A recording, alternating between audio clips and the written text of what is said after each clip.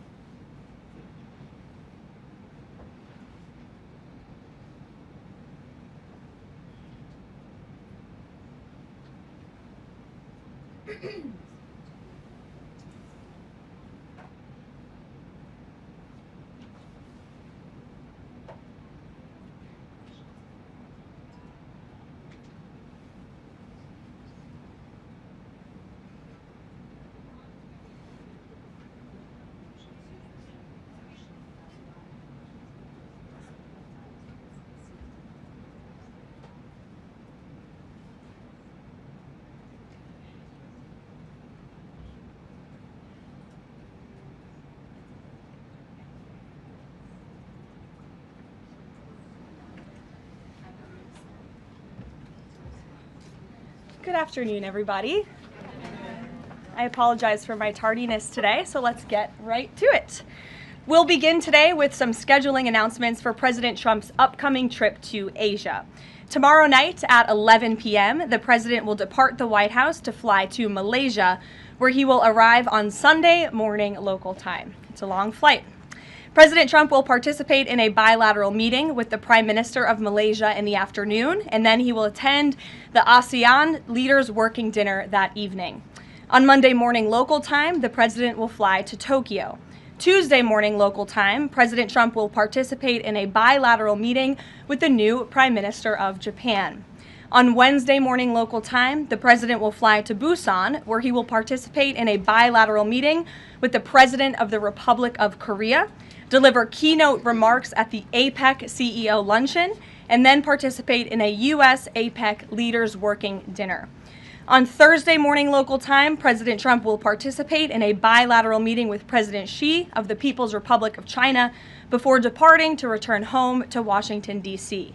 On Thursday night, upon arrival in Washington, President Trump and First Lady Melania Trump will participate in Halloween at the White House, where they will welcome law enforcement, military, and foster families. And I know many of us look forward to that. In other news, we are now on day 23 of the Democrat government shutdown.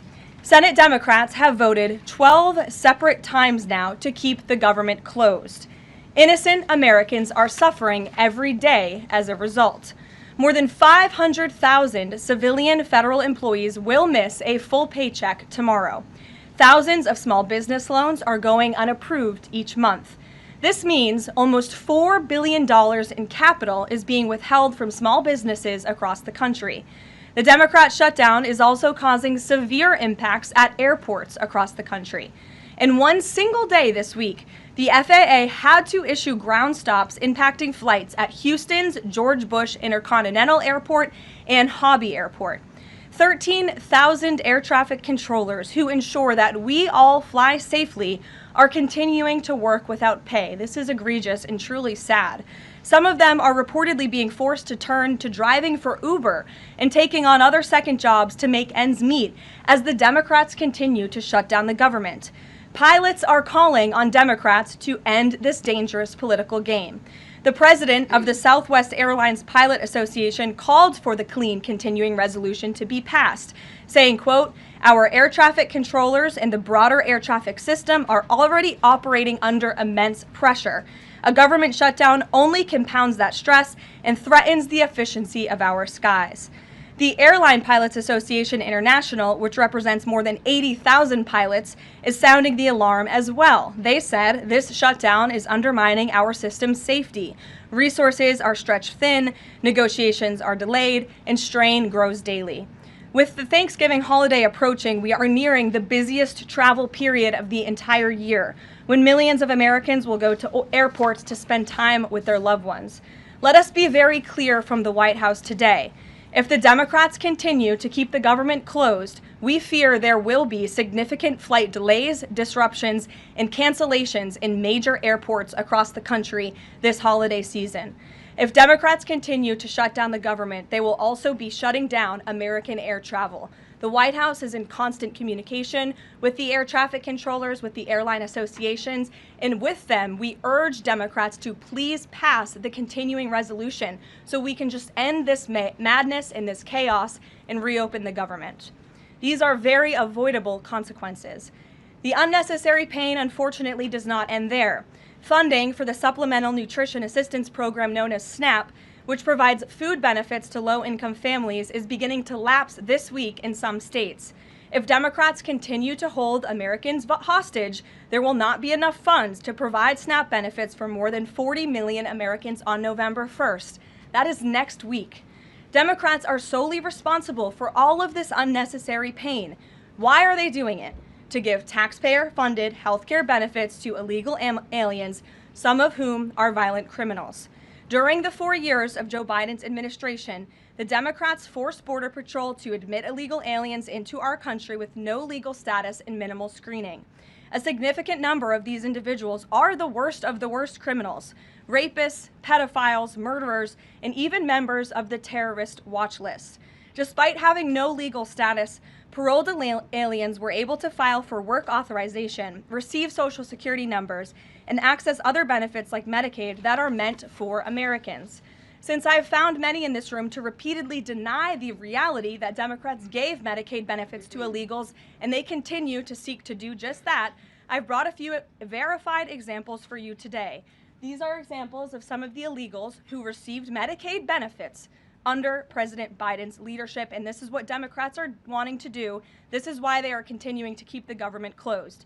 An illegal alien from Laos was arrested for murder, robbery, and felony possession of a firearm. An illegal alien from Guatemala who was arrested for rape and burglary, an illegal alien from El Salvador who was arrested for strangulation, DUI, and burglary, an illegal alien from Mexico who was arrested for attempted murder. The Democrats' open border policies allowed these threats into our country, and then they provided them with free health care. The president and Republicans, through the One Big Beautiful Bill, implemented a common sense reform to end this fraudulent scheme. But that's why the Democrats are continuing to shut down the federal government. They are trying to reverse this and restore taxpayer-funded health care for illegal aliens like these. Throughout this shutdown, Democrats have said this quiet part out loud. Senator Chuck Schumer, the leader of the caucus that is refusing to open the government, said, quote, "Every day gets better as the shutdown continues." Ask the air traffic controllers if every day is getting better, Senator Schumer, and they will tell you absolutely not. House Democrat Catherine Clark said, "There are going to be families that are going to suffer. We take that responsibility seriously, but this is one of the few leverage points that we have." Here is a House Democrat who is admitting that they are using Americans who are suffering as political leverage. And Senator Bernie Sanders said, "If you reopen the government, we lose our leverage." This is pure partisan games. A senior Democrat aide said the party will not end the shutdown, quote, "short of planes falling out of the sky." That is truly a disturbing statement. The Democrats clearly don't care about this suffering. They care about playing political games against President Trump, and this dangerous charade needs to end. The president and Republicans' position has been clear and unchanged. Pass a clean, nonpartisan funding bill to reopen the government. And then we can talk about all of the partisan issues that the Democrats wish to. If you're watching at home, we urge you to call your Democrat senators and tell them to put our country over their party and reopen the government today. Here in our new media seat, we have Brittany Gibson of Axios. Brittany, why don't you start us off for our Q&A today? Thank you for being here. Two questions, if I may, Caroline. First is, we understand that the president and Republicans will not negotiate on ACA extensions until the government reopens.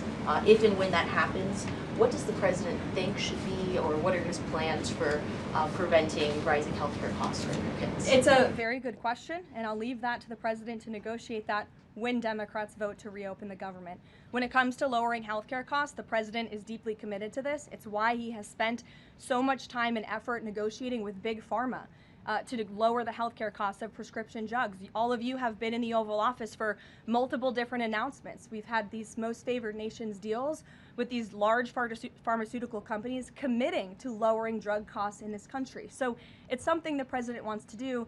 And Brittany, one more point. I'll just point out the irony in Democrats holding the government and the American public hostage over a healthcare system that they created. The healthcare system was called Obamacare. Why? Because Democrats and President Obama implemented. And Republicans have always said it's a broken system, yes, but they caused it, and now they want to shut down the government to fix it. We need to open the government, and then we can have these very important conversations about healthcare. And the second, on H-1Bs and foreign students, during the campaign, President Trump said he wanted to make it easier for foreign students to work at U.S. companies, staple a green card to every diploma. But the changes from several agencies now on H-1Bs are adding more obstacles to that. The administration is being sued over those changes. Can you explain the changes in the president's thinking on H-1Bs? The administration will fight these lawsuits in court. The president's main priority has always been to put American workers first and also to strengthen our visa system. We know for far too long the H-1B visa system has been spammed with fraud, basically, and that's driven down American wages. So the president wants to refine this system, which is part of the reason he implemented these new policies. These actions are lawful, they are necessary, and we'll continue to fight this battle in court. Garrett. Two questions on different topics, if you'll Sure. indulge me. On the pardon of Changpeng Zhao, and apologies if I'm mispronouncing that name, Binance has significant business interests with World Liberty Financial, the president's family's crypto company. How do you respond to the allegations from Democrats that this is a corrupt act? I would respond and say the president is exercising his constitutional authority to grant clemency requests. And the president and the White House have a very thorough examination of every pardon request that comes to the president's desk. It is thoroughly reviewed by the White House Counsel Office, and I spoke with our great White House counsel about the pardon after it happened. This was an overly prosecuted case by the Biden administration. Even the judge in the case admitted that the Biden administration was pursuing a egregious over-sentencing of this individual, and the previous administration was very hostile to the cryptocurrency industry. So the president wants to correct this overreach of the Biden administration's misjustice, and he exercised his constitutional authority to do so. And to the Democrats, I would just say there's nothing more corrupt than what President Biden did on his way out the door, pardoning his extremely corrupt son and many of his associates. On the ballroom, first of which will probably be several questions about this today, I imagine. Is it a big story? It seems that way. The president's cost estimate has changed several times. I think it's up to $300 million now. Given the nature of all this, will the White House commit to releasing all of the donors and how much they're spending and how much of his own money the president is putting on the line to this? We have released the full list of donors thus far. Perhaps there will be more people who want to generously contribute to this project. And the president, yes, has committed his own resources. And when he releases that information, which I'm very confident he will, you will all see that. We'll see a dollar figure from the president? Yes, Okay. he will. And I would also just add the president has been incredibly transparent. I would reject any notion otherwise when it comes to this ballroom project. It's something he personally has obviously taken an interest into and has talked with all of you in this room many times about. You have seen the model in the Oval Office. Last night he showed that for you. But when this plan was presented and when these renderings, as soon as they were complete, the president directed me to come out here and to share them with all of you. I did an entire opening remarks about what this ballroom project was going to look like. With any construction project, there are changes to look like, and we'll continue to keep you apprised of all of those changes, but just trust the process. This is going to be a magnificent addition to the White House for many years to come, and it's not costing the taxpayers anything. The president is privately funding this ballroom addition to the White House grounds. Jennifer. To follow up on that, one thing that's not in the president's model is the East Wing bunker, the president's emergency operations center.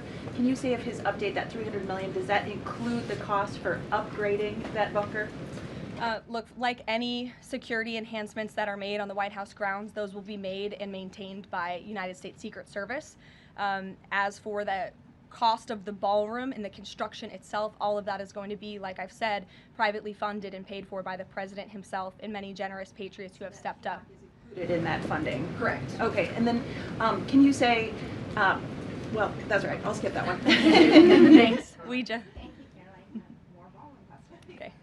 So the White House has explained that the reason you didn't submit construction plans to the NCPC is because that commission, along with others, don't have oversight over demolitions, but only over construction.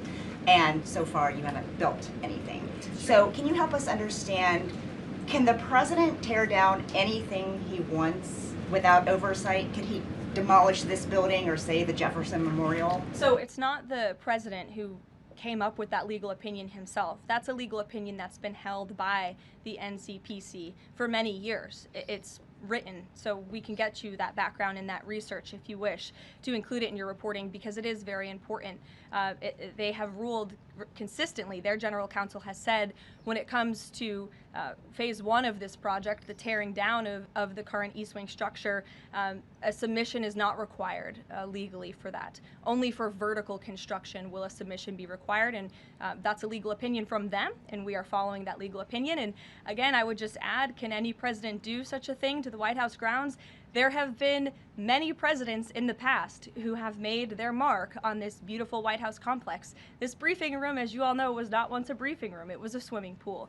There have been presidents who have completely torn down the executive mansion. If you look at what President Truman did, some of the photos of the construction project that took place in those years, I think sitting here today, we're all grateful for those efforts and the modifications that happened at that time. And again, in due time, the East Wing is going to be more beautiful and modern than ever ever before. And in addition, there will be a big, beautiful ballroom that can hold big parties and state visits for generations to come. So it sounds like the answer is yes, he can tear down whatever he wants. And then secondly, that's not what we're saying. That's a legal opinion that's been held for many years. And interpreting it. no, it's something that presidents have done for years and years. In fact, I have some photos here. Thank you, Pat, to show you the construction that's taken place on the White House grounds. This is the construction of the West Wing in 1902.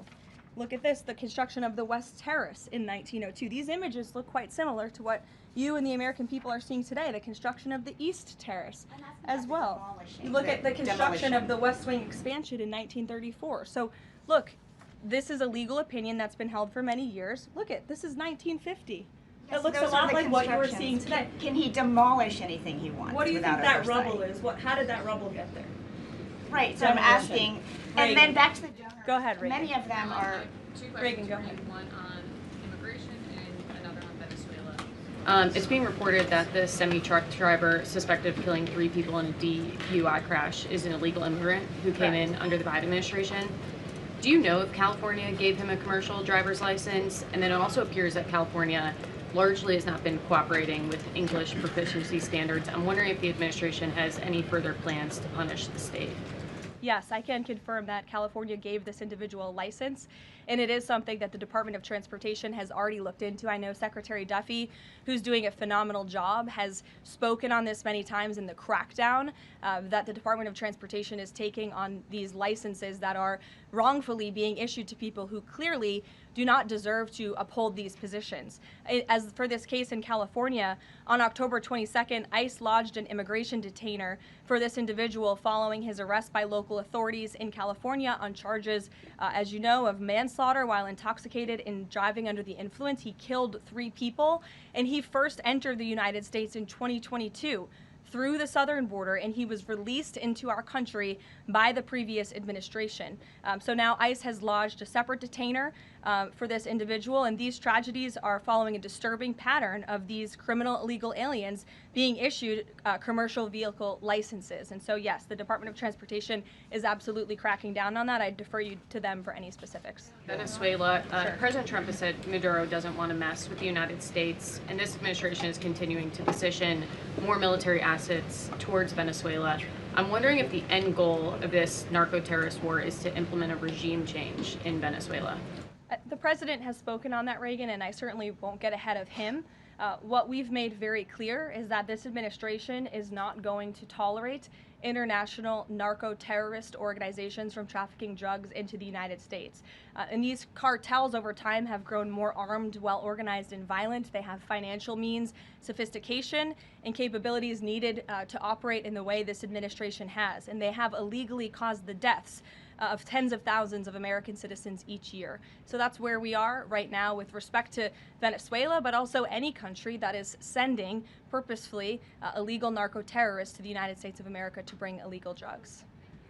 Why don't we go in the back? The U.S. and Colombia relationship right now is at one of its lowest points in decades. We heard what President Gustavo Petro had to say about President Trump. We heard yesterday the response from President Trump. Is there any kind of compromises or gestures from the Colombian president that President Trump would like to see in order to de-escalate the tensions? Is it possible a de-escalation?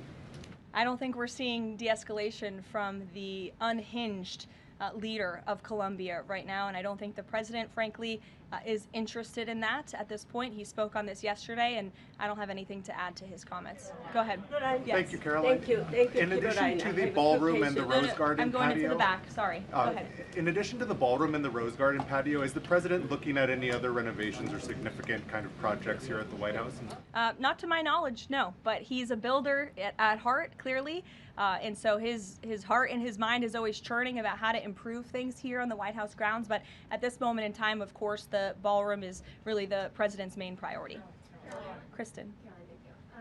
Last week, President Trump announced that he had a productive call with Vladimir Putin. They scheduled a meeting in Hungary. Since then, he has canceled the meeting and he has imposed sanctions on Russian oil companies. Can you talk about what changed that led to this dramatic shift, or even just what occurred in the last week that got us from point A to point B? Sure. Look, the president has always maintained that he would implement sanctions on Russia when he felt it was appropriate and necessary. And yesterday was that day. I think the president has also long expressed his frustration with Vladimir Putin and frankly both sides of this war. And he's always said in order to negotiate a good peace deal, both sides need to be interested in a good peace deal. And he feels as though, unfortunately, from the Russian side as of late, he has not seen enough interest and enough action in terms of moving the ball forward towards peace. And so a meeting between these two leaders is not completely off the table. I think the president and the entire administration hopes that one day that can happen again, but we want to make sure that there's a tangible, positive outcome out of that meeting, and that it's a good use of the president's time. Of course, he's traveling to Asia next week. He has a number of events coming up here on the home front as well. He's been incredibly busy, as you all know. You're all tired from covering him and his movements every day, and so we want to make sure it's a good use of the president's time, and the president doesn't want to waste his time, and he said that. Was it the call between the Secretary of State and Lavrov that led President Trump to believe that President Putin or the Russians did not want a peace deal? That was not the sole reason, no. I think the Secretary Rubio felt that was actually a productive call. But again, the president wants to make sure that a meeting between himself and President Putin will be a good use of his time. But what exactly led to President Trump not believing, after his call on Thursday, where he said he did think he wanted peace and wanted a peace deal, to believing that Russians were not? Again, the president wants to see action, not just talk. And I think the president is extremely motivated by the success of his peace deal in the Middle East to get things done. And he wants this war to come to an end. He's been saying it now for 9 months being in office, and he's grown increasingly frustrated with the lack of progress from both sides of this war. Mary. For example. Two quick construction questions, if I can. You mentioned any construction project comes with changes. The president had initially said that this project wouldn't interfere with or touch the current structure. Now he says to do this properly, he realized that the East Wing had to be demolished. This is the people's house. Why not inform the public of that change and when it was decided that the East Wing would have to be demolished? Look, again, with any construction project, changes come, and we have informed all of you. We've been keeping you apprised of this project. We've shown you the renderings, and if you look at the renderings, it's very clear the East Wing was going to be modernized. Instead, in fact, I said that in the briefing when we initially introduced this plan to all of you and to the public. But the East and tearing down are two different things. Well, again, the plans changed when the president heard counsel from the architects and the construction companies who said that in order for this East Wing to be modern and beautiful for many, many years to come, for it to be a truly strong and stable structure, this phase one that we're now in was necessary. And the president wants to do right by the people's house. And so that's exactly what he's doing. It's going to be, again, like I said, much more stable, strong, secure, and more beautiful than ever once it's complete. And the First Lady's offices, where will those be? The First Lady's offices, the Social Secretary's office? In the East Wing. They will be back where they were? Yes. Thank you. Cattle ranchers who supported the president's election have raised some concerns about plans to import meat from Argentina. How will the Trump administration support those farmers? Look, the president hears those concerns. He addressed them yesterday himself. President loves our ranchers, and our ranchers love our president. And in fact, the president did a lot for them in his first term here. They are struggling because of the many horrible policies of the previous administration. President loves our ranchers, and he also loves American consumers, and he wants to do right by both. So the immediate solution to the problem of the rising cost of beef, President wants to bring that down, as we have to increase our supply. And so that's what he's doing with respect to these imports. But the president also is looking out for our ranchers with a long-term plan that was released by the Secretary of Agriculture yesterday. It's a 3-part plan. It's very extensive and detailed. I would encourage all of you to read through it. But there's really 3 points to this plan that the president has agreed upon and has entrusted Secretary Rollins to implement. Number 1, strengthening U.S. cattle production through increased grazing access, endangered species reforms, enhanced disaster relief, increased access to capital, and reducing costs for new and young ranchers. We want to incentivize more Americans to get into this noble profession. Lowering long-term costs by cutting inspection costs, increasing market options for consumers with product of USA labeling, and ensuring consumers know that they are eating American beef. It's a good incentive for the American consumer. And lastly, growing the domestic herd while boosting long-term demand to reduce prices for consumers while growing the markets for our ranchers. So President hears them. He has to address both of these problems for the ranchers but also for the American consumer. He promised to lower costs, and that's what he's committed to doing. Karoline. Thank you. Two questions not on the ballroom. The first is, there's a Democrat in Texas who's actually running for Congress who said last night during an interview when talking about fighting Republicans and this administration, quote, "If you hit me in my face, I'm not going to punch you back in your face. I'm going to go across your neck." This has obviously really upset those folks over at Turning Point USA after the Charlie Kirk assassination. Just your response to that kind of rhetoric? Just very jarring rhetoric, and I think it's very unacceptable. I hope the people of Texas will do the right thing and reject this person's candidacy. It should have no place in American politics. And then just a quick second question on oversight Democrats that are saying that they're creating this master ICE tracker, basically tracking all ICE activity. We've seen the protests in New York just yesterday. Homeland Security is saying that this sounds like obstruction of justice. What do you say? Again, this is actively putting the lives of our ICE agents at risk. We've seen media outlets, in fact, in this room, also write stories about ICE tracker apps that Democrats and other left-wing activists have created to track the location of ICE agents on the ground in our communities. Again, I've said this repeatedly and I will continue to say it. The men and women of ICE are outstanding people. I wish a Democrat on Capitol Hill would actually have the courage or the guts to stand up to their party and sit down with some of these men and women who are doing this incredibly difficult job of enforcing our federal immigration laws. They are, again, simply trying to enforce the law and do their jobs. And if Democrats spent a little bit more time understanding that and also focusing on the people who they are trying to get out of our country every single day. As I spoke about earlier, 3 innocent people in California are dead because an illegal alien who Democrats let into this country was wrongfully issued a trucker's driving license and clearly was not fit for the job because he was driving intoxicated and killed 3 innocent people. Democrats should focus a little bit more on that. Stop trying to fight this president and this administration on every turn and restore law and order. That's all that we and these brave men and women of ICE are trying to do. Mary. Thanks, Caroline. I have 2 questions, one on San Francisco and one on the No Kings protesters. On San Francisco, the president said that he had a call with the mayor and he was planning on surging there, but now because the mayor really wants to fix it up himself, they're going to do that. Is this what Trump hopes happens in pretty much every city?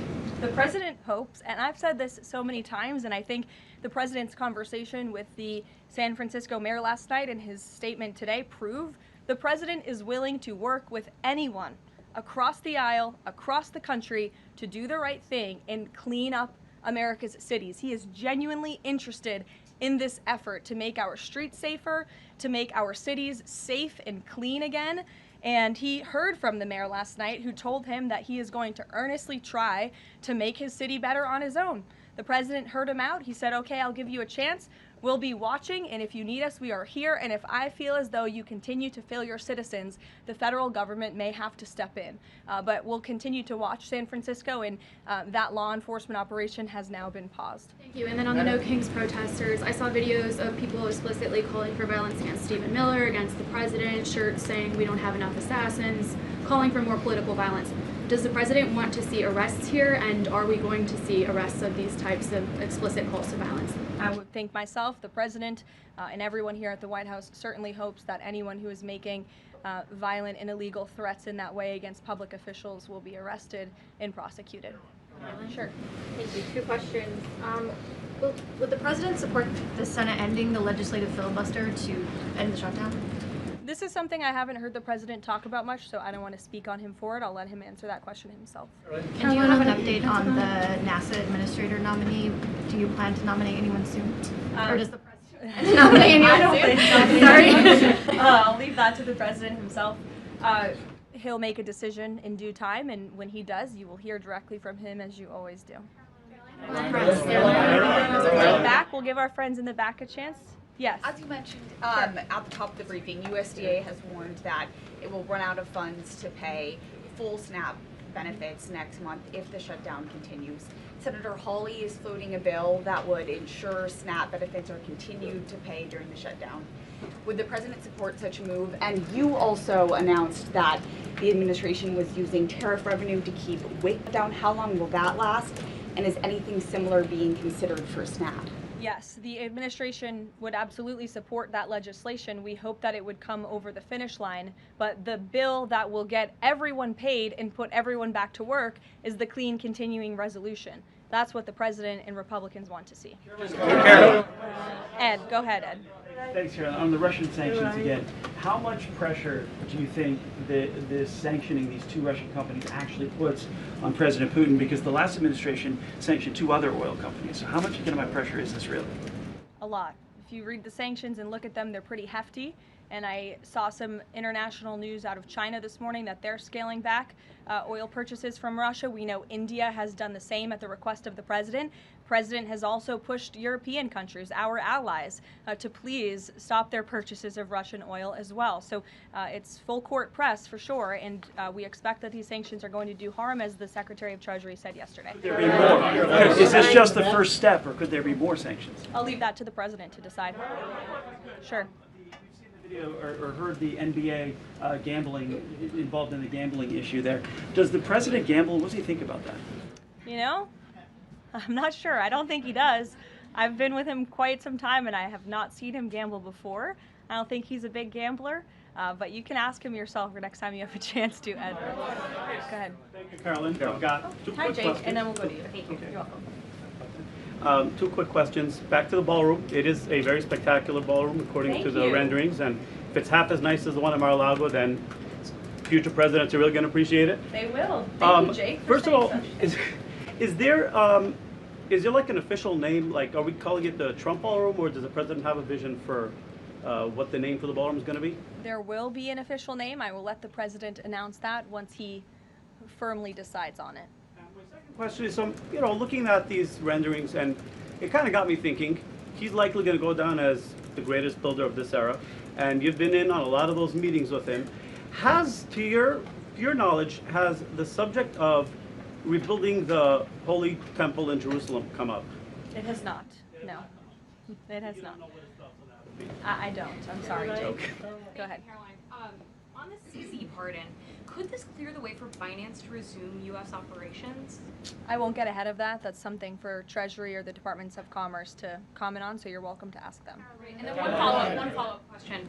Any more details on the president's Walter Reed visit? The readout from his doctor mentioned advanced imaging. What procedure was he referring to? Advanced imaging is something that presidents receive and people receive when they go to the doctor, and so we provide a detailed readout of that physical, and I would encourage you back to that. Presidents and I don't know the exact imaging that took place, but as the physician's note said, the president is in incredibly good shape, and I think that's evidenced here every single day. Danny.